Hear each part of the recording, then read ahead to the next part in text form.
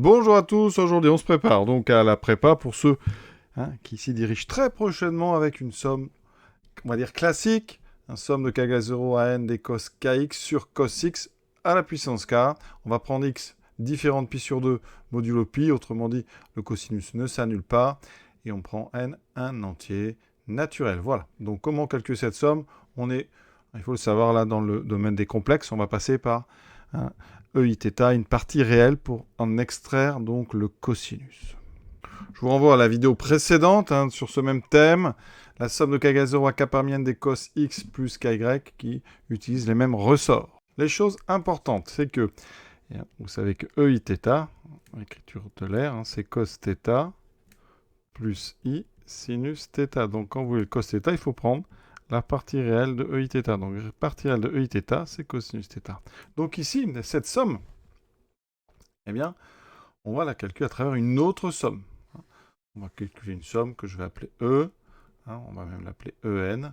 Ça sera la somme pour k égale 0 à n des E, I, donc kx, sur cos x à la puissance k. Vous remarquez que quand on prend la partie réelle de En, eh bien, ça fait la partie réelle d'une somme.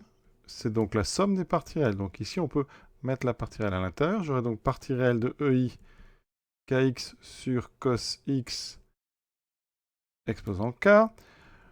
Cos x exposant k, c'est un réel. Je peux donc le sortir de la partie réelle. Il me reste somme pour k égale 0 à n des parties réelles de EI kx, c'est-à-dire la partie réelle de EI kx, c'est cosinus kx divisé. Je vous ai dit, on sortait ce coefficient qui est réel. Donc on obtient bien la somme qu'on cherche. S, d'accord? Donc, le tout, c'est de calculer En.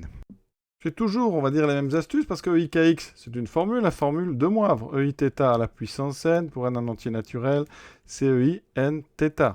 Donc, ça veut dire qu'ici, je vais mettre ça sous la forme somme de k égale 0 à n des EIx à la puissance k. Vous voyez, formule de Moivre appliquée pour k. Divisé par cosinus de x à la puissance k. Donc on a EX et cos x qui sont à la puissance k. Donc on les met dans une seule puissance. Ça donne la somme pour k égale 0 à n des EI x sur cos x à la puissance k. Et là, j'aime bien cet exercice parce qu'il faut être précis. En terminale, on est souvent un petit peu imprécis. Ici, je rappelle que, eh bien, quand on fait 1 plus Q2, etc., jusqu'à Q puissance n, eh bien, c'est une formule qui donne 1 moins Q à la puissance n plus 1 sur 1 moins Q. Mais attention, cette formule ne marche que pour Q différent de 1. Parce que si Q égale 1, quand on fait 1 plus Q, etc., jusqu'à Q puissance n, tous les termes valent 1, ça fait, il y a n plus un terme, ça fait n plus 1. Donc nous, on va être obligé de séparer un petit peu les cas et de savoir à l'avance quand est-ce que EX sur cos x vaut 1. EX sur cos x égale 1, ça équivaut à quoi? Ça veut dire qu'ici, EX, c'est cos x plus i sinus y, donc je vais tout écrire. Ça fait cos x plus i sinus x égale à, produit en croix, cos x. On a considéré cos x non nul. Donc ici, vous voyez, les cos x annulent, il me reste i sinus x égale 0, donc sinus x égale 0. Ça veut dire que ici, ça fait x égale à, quand est-ce qu'un sinus vaut 0? Si on est en 0 ou en pi modulo pi, donc 0 égale, donc x égale 0 modulo pi. Autrement dit, il existe k appartenant à z tel que x s'écrive k fois pi. Donc on va pouvoir séparer en deux cas si on est égal à x, enfin si on est égal à k pi ou si on n'est pas égal à k pi. On a deux cas, si x égale k pi avec k appartenant à z, dans ce cas-là, ma somme En, elle vaut n plus 1. D'accord?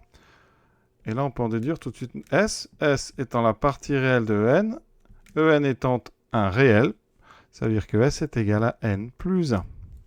Sinon, si x n'est pas égal à k pi avec k appartenant à z, eh bien, on applique la formule.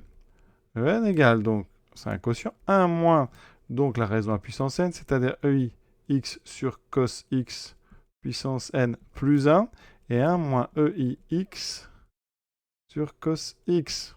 Voilà. Ici, on va réutiliser Moivre, faire rentrer le n plus 1, enlever les parenthèses en fait. Ensuite, on va mettre au même dénominateur, ce qui donne cosinus x puissance n plus 1 moins exponentielle i n plus 1 de x sur cos x puissance n plus 1 sur cos x moins exponentielle x sur cos x. On va mettre uniquement 2 étages.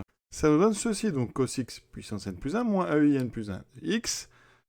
Donc sur le cos x moins ex fois le cosinus i est monté en haut et le cosinus x puissance n plus 1 en bas. Il y a une chose qui va se simplifier assez bien, c'est le dénominateur ici. Cos x moins ex, ça fait cos x moins cos x plus i sinus x. Vous voyez bien que les deux cosinus s'annulent, il me reste moins i sinus x. Ensuite, il faut savoir que quand on a 1 sur moins i, eh bien si multiplié en haut et en bas par i, ça va donner i sur moins i au carré. Moins i au carré, ça va, donc il reste i. Ça veut dire que ce moins i ici, on va l'enlever et à la place mettre un i avec le cosinus. En haut, j'écris sous une forme algébrique. Et maintenant, il me faut, je rappelle, en, c'est sa partie réelle qui m'intéresse. S, c'est la partie réelle de en. Donc les dénominateurs sont tous ici des réels, donc on va les retrouver dans la partie réelle. Donc S, je répète, c'est partie réelle de en. Donc, en haut, la partie réelle, si vous la voulez, comme on multiplie par i cos x, eh bien, il va falloir uniquement garder le terme qui vient du produit avec le i sinus n plus 1 x. Donc, on va avoir du moins i carré qui va donner plus 1. D'accord? Donc, plus de moins. On aura donc cos x fois sinus n plus 1 de x, ou dans l'autre ordre, n plus 1 x fois cos x. Voilà. Divisé par sinus x, multiplié par cos x à la puissance n plus 1. On va simplifier cos x en haut. Et il nous reste sinus n plus 1 x au numérateur. Le cos x a été simplifié. En bas, il me reste sinus x et cosinus à la puissance n. Et l'exercice ici est terminé, vous voyez. Donc, on va faire quand même une conclusion correcte. Toujours en n'oubliant pas que x doit être bien sûr différent de pi sur 2 plus pp, c'est-à-dire différent de pi sur 2 modulo pi. Eh bien, si x est donc égal à 0 modulo pi, donc s'écrit kpi avec k par z, s égale à n plus 1, sinon, eh bien, on vient de trouver sinus n plus 1x sur sinus x, cosinus x, puissance n. Alors cet exercice, il existe avec une deuxième version. Ici, on a pris la partie réelle, on aurait pu s'intéresser à la partie imaginaire, et donc le texte aurait été le suivant.